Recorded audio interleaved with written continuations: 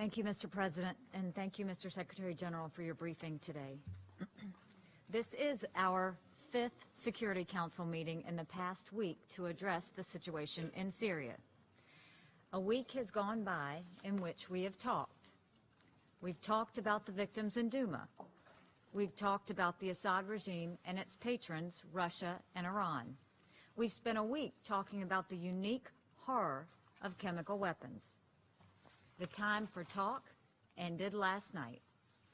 We're here today because 3 permanent members of the United Nations Security Council acted. The United Kingdom, France, and the United States acted, not as revenge, not as punishment, not as a symbolic show of force. We acted to deter the future use of chemical weapons by holding the Syrian regime responsible for its atrocities against humanity.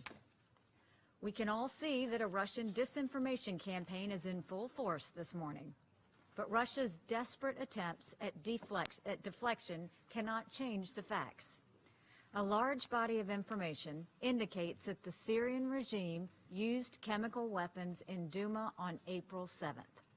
There is clear information demonstrating Assad's culpability. The pictures of dead children were not fake news. They were the result of the Syrian regime's barbaric inhumanity. And they were the result of the regime and Russia's failure to live up to their international commitments to remove all chemical weapons from Syria. The United States, France, and the United Kingdom acted after careful evaluation of these facts. The targets we selected were at the heart of the Syrian regime's illegal chemical weapons program. The strikes were carefully planned to minimize civilian casualties. The responses were justified, legitimate, and proportionate. The United States and its allies did everything we could to use the tools of diplomacy to get rid of Assad's arsenal of chemical weapons. We did not give diplomacy just one chance. We gave diplomacy chance after chance. 6 times. That's how many times Russia vetoed Security Council resolutions to address chemical weapons in Syria. Our efforts go back even further. In 2013, the Security Council passed a resolution that required the Assad regime to destroy its stockpile of chemical weapons. Syria committed to abide by the Chemical Weapons Convention, meaning it could no longer have chemical weapons on its soil. President Putin said Russia would guarantee that Syria complied. We hoped that this diplomacy would succeed in putting an end to the horror of chemical attacks in Syria. But as we see from the past year, that did not happen. While Russia was busy protecting the regime, Assad took notice. The regime knew it could act with impunity, and it did. In November, Russia used its veto to kill the Joint Investigative Mechanism, the main tool we had to figure out who used chemical weapons in Syria. Just as Russia was using its veto, the Assad regime used sarin, leading to dozens of injuries and deaths. Russia's veto was the green light for the Assad regime to use these most barbaric weapons against the Syrian people, in complete violation of international law. The United States and our allies were not going to let that stand.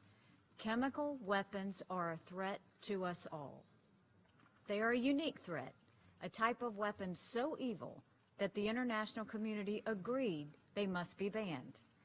We cannot stand by and let Russia trash every international norm that we stand for and allow the use of chemical weapons to go unanswered.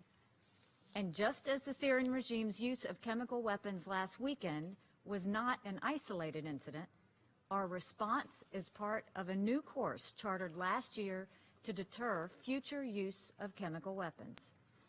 Our Syrian strategy has not changed.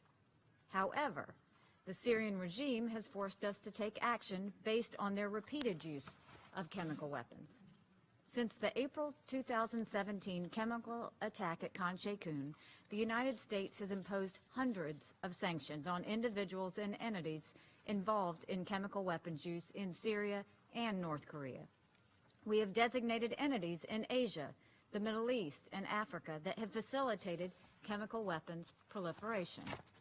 We have revoked the visas of Russian intelligence officers in response to the chemical attack in Salisbury. We will continue to seek out and call out anyone who uses and anyone who aids in the use of chemical weapons. With yesterday's military action, our message was crystal clear.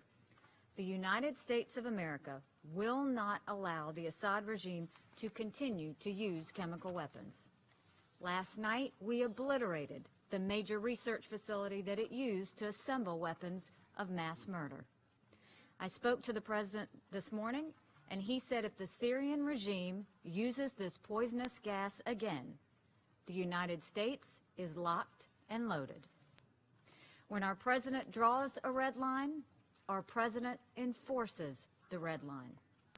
The United States is deeply grateful to the United Kingdom and France for its part in the coalition to defend the prohibition of chemical weapons. We worked in lockstep.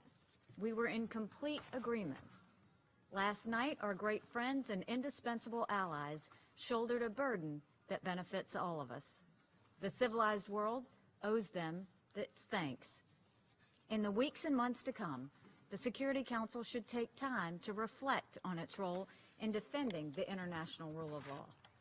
The Security Council has failed in its duty to hold those who use chemical weapons to account. That failure is largely due to Russian obstruction. We call on Russia to take a hard look at the company it keeps and live up to its responsibilities as a permanent member of the Council and defend the actual principles the United Nations was meant to promote. Last night, we successfully hit the heart of Syria's chemical weapons enterprise. And because of these actions, we are confident we have crippled Syria's chemical weapons program. We are prepared to sustain this pressure if the Syrian regime is foolish enough to test our will. Thank you.